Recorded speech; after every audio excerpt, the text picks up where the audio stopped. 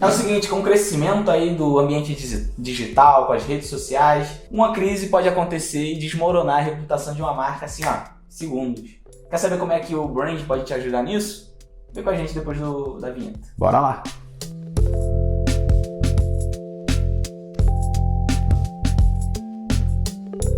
Seja bem-vindo a mais um vídeo do canal, eu sou Dilo Soares, designer de marcas. Meu nome é Daltro Coutinho, eu sou estrategista de marcas. Estamos aqui no canal da Salso, você está no canal da Salso, onde nós falamos sobre marcas, nós construímos marcas, não nesse canal, mas no escritório onde a gente também está gravando. E hoje, como você viu antes da vinheta, vamos falar sobre gestão de crise e sobre brand, como é que isso pode afetar a reputação, o posicionamento, a imagem da marca. E recentemente a gente passou por uma bem interessante, que foi a Bauducco. E a gente tem um vídeo aqui no canal falando sobre isso. E vamos começar com, claro, nossas estratégias de marca falando sobre isso. Dalton, como é que você enxerga a gestão de crise e a reputação da marca sendo manchada por alguma crise que pode acontecer com o digital influencer, por um artista ou até mesmo por um produto mal feito e o público reclamando? Cara, eu acho que a primeira coisa que a gente tem que considerar, até antes da crise, é a preparação. A marca tem que estar preparada para um momento de crise. Eu acho que isso é bem importante. E como que uma marca está preparada para o momento de crise? Tendo um posicionamento claro, tendo valores bem definidos, tendo princípios bem definidos, crenças, tudo isso que norteia as suas ações, que norteia a sua conduta. E tendo isso manualizado, né? Porque a gente tem que lembrar que 90% dos casos, quem vai gerir uma crise de uma grande marca principalmente, é uma assessoria de comunicação, é uma assessoria de imprensa, é uma agência de publicidade. Eu não vou nem entrar no papo se está certo ou errado, tá errado. Mas tudo bem.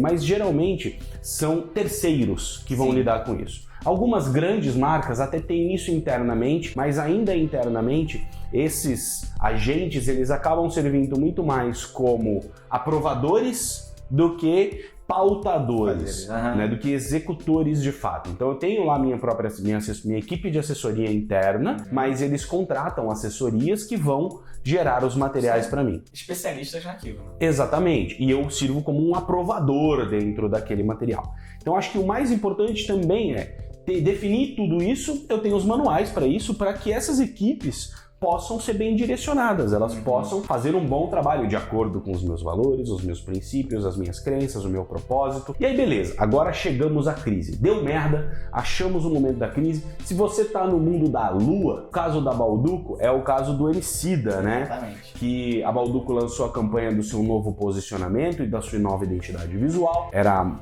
Magia em Amarelo. Se você quiser saber mais, tem o vídeo, tem um vídeo aqui, a gente vai deixar o card aqui, você acessa lá. E aí deu chabu, né? Deu chabu, rolou o processo lá, a equipe do Emicida processou a Bauducco por plágio. E aí qual que é o grande ponto? Acho que aqui a gente tem dois jeitos de lidar com crise. Uma grande marca, que é o caso da Bauducco, ela tem a possibilidade de fazer o que fez a Bauducco. Eu vou ficar em silêncio, eu vou tirar todo o material de comunicação do ar e eu vou deixar a justiça decidir essa porra. E quando a justiça decidir, aí essa parte é opinativa minha, eu acho que eles vão fazer isso. Quando a justiça decidir, eu me pronuncio. Eu acredito que o que a Bauducco vai fazer, está fazendo, é isso. Mas isso não é meio que assumir uma meia-culpa também? É assumir uma meia-culpa, só que dentro desse processo, e isso a gente não sabe, porque isso tudo corre em sigilo, podem estar acontecendo processos internos de entender, porra, é a Bauducco a culpada? Foi a agência que fez a comunicação, que fez besteira? Que tinham duas agências envolvidas no processo, eles estavam no momento de mudança de agência de publicidade, a gente falou sobre isso no vídeo, tem uma série de agentes envolvidos. Quem é o responsável? A Bauducco é corresponsável, sem sombra de dúvida, mas tem outros corresponsáveis e eles vão ter que lidar com esse passivo. Então eu acredito que internamente isso deve estar sendo estudado e analisado para que na hora que a Bauducco for assumir o meia-culpa, e eu acredito que a Bauducco vai assumir, ela vai assumir com ressalvas.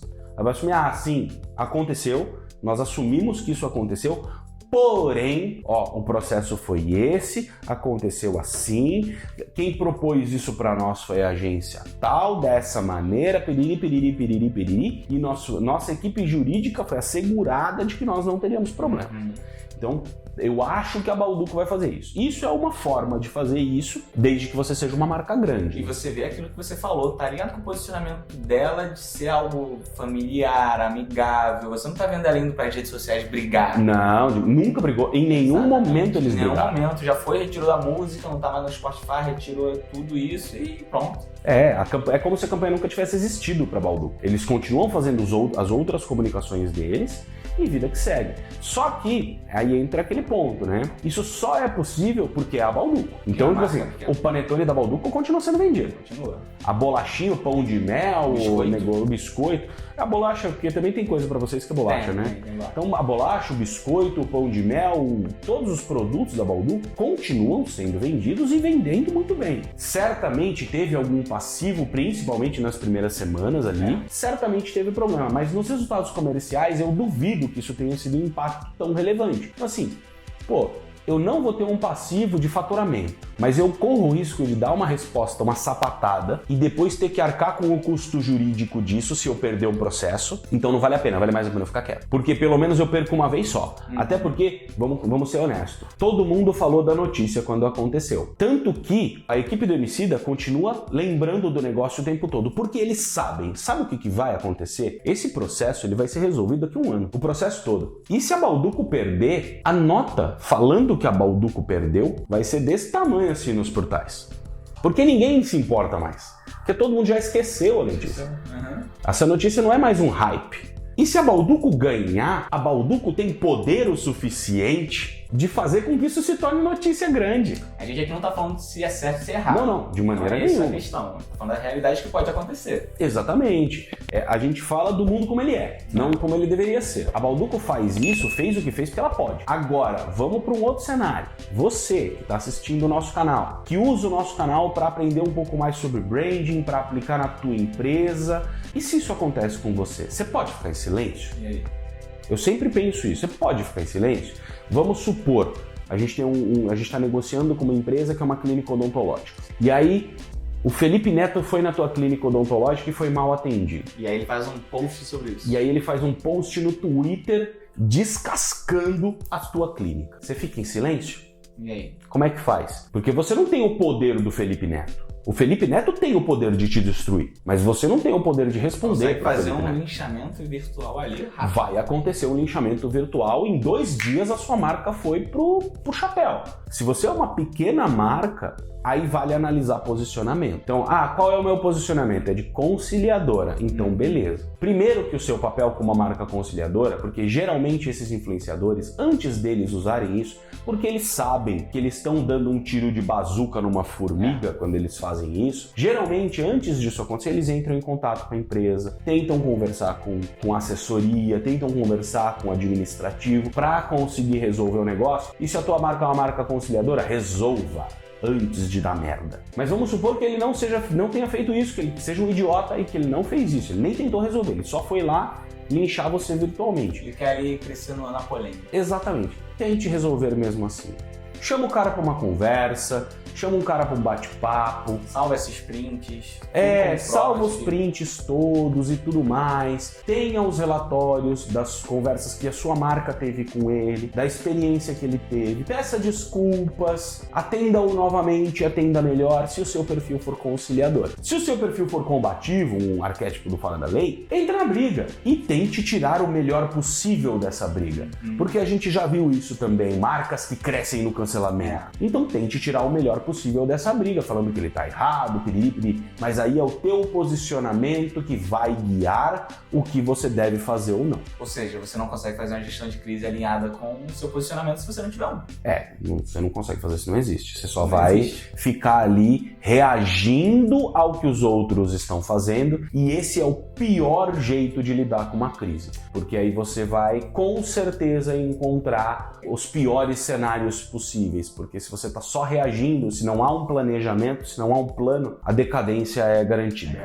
A gente tem um terceiro ponto que eu acho que também é importante falar, que é, beleza, deu crise, deu merda, aconteceu, o Felipe Neto me cancelou, eu briguei com ele, mas não consegui tirar o melhor do cancelamento, o que eu faço depois? E aí? Eu crio uma marca nova. Temos casos de marcas que mudam, né, completamente. Temos casos de marcas que mudam, não por causa de cancelamento, né, mas por causa de outros problemas, por causa do Odebrecht. Caso do Odebrecht, mas ali foi uma polêmica não foi polêmica, né? de crime. Não foi polêmica, né? Foi crime julgado e tal, né? E aí sujou a reputação totalmente da marca lá fora. Aqui no Brasil ela continuou, como você disse, continuou atuando com suas obras.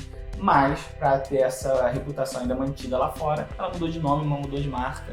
Exatamente. Ele falou como você disse, porque a gente tá gravando esse vídeo pela segunda vez, porque da outra vez eu errei no microfone aqui, só para deixar claro para você. Segunda vez esse vídeo.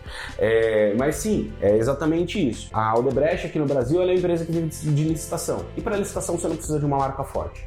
Você precisa atender pré-requisitos e ter bom preço. Não tá na cadeia. Então, e não tá na cadeia. Bom, na verdade você pode até estar na cadeia, porque a empresa tá rodando sem você. A empresa tá rodando. Então, desde que ela não tenha a empresa passivo jurídico, os donos podem estar na cadeia. Então, assim, e fora do Brasil já tem uma série de outras questões, outros detalhes. E a Odebrecht criou uma nova marca justamente para poder participar de licitações em outros países.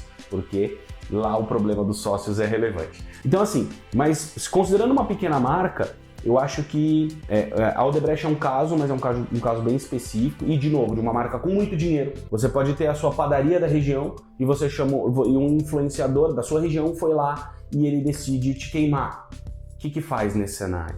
E aí, o que faz nesse cenário, a resposta é, de verdade, depende do seu posicionamento. Porque se o seu posicionamento é de uma marca tradicional, familiar, amigável, seja amigável com esse cara, chame ele de volta, propõe uma experiência diferente, tente entender qual foi a reclamação dele, por que da reclamação dele e resolver esse problema. Ele não precisa virar cliente depois. Não, de jeito nenhum. Ele só precisa parar de te odiar e falar mal de você na internet, para os seus possíveis clientes, é só isso. E talvez se retratar, talvez você mesmo pedir desculpa e falar, não, realmente nós erramos e estamos melhorando os nossos processos, talvez isso resolva. Às vezes o influencer ele fica até satisfeito com isso, dependendo de qual for o perfil dele. É estudar caso a caso. A resposta é complicado no branding, porque a resposta sempre é depende. Depende do seu posicionamento, depende do seu momento, depende do porte da tua empresa, da tua capacidade de brigar com esse cara. Porque às vezes, se é uma reclamação indevida, por exemplo, ou às vezes vale a pena. Se você tem verba, briga com esse cara juridicamente para provar e fazer ele mesmo soltar uma nota falando que ele mentiu. E aí você queima o influencer, olha só. A gestão de crise vira pro outro lado. Só que tem que se tomar um cuidado, porque na internet, a internet ela tem, as pessoas elas têm... A internet tem um grande juiz. Ela tem uma grande vontade de determinar culpados e fazer isso rapidamente. Então, se você vai entrar na briga, entra na briga logo. Não espera a briga eclodir para entrar nela. Entra na briga logo. Entra, resolve e vai pro play. É aquela história de controlar a narrativa, né? Seja o primeiro a contar que você conta do seu jeito, ao invés dele contar do jeito dele. O influencer foi na sua padaria e falou um monte de merda lá, antes dele postar, posta você. Exatamente. Que ele foi lá e tratou mal seus funcionários, por exemplo. É isso. Então seja você o primeiro a fazer isso. Não faça se não for verdade, pelo amor de Deus.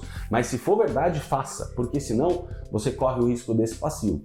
Né? E também não faça se você for uma marca acolhedora, amigável e tal, você não vai ser o primeiro a bater no influencer. De novo, depende do seu posicionamento, do cenário, da tua capacidade de brigar com esse cara, tudo isso vai ser bastante variável. É isso, o vídeo de hoje pela segunda vez fica por aqui, a gente te aguarda nos próximos. Faz aquele ritual, tá? Deixa seu like, seu comentário, se inscreve no canal, não esquece. Sei que você pode se esquecer às vezes de se inscrever no canal, mas sempre se inscreve, porque é importante para o YouTube entender que você gosta do nosso conteúdo. E ativa as notificações quando se inscrever, hein? Ativa as notificações e ele vai mandar, sempre que a gente soltar vídeo, ele vai mandar para você e vai recomendar para outras pessoas também que estão procurando sobre esse assunto. Muito importante. Dá essa força pra gente, siga a gente nas redes sociais, seja o Dalton no LinkedIn dele, seja eu no meu LinkedIn. Acabei de soltar um post sobre o Ítalo também, que o pessoal tá falando que copiou ali o Inter. Nada. Enfim, siga a gente lá e te vejo nos próximos vídeos. Até lá. Valeu!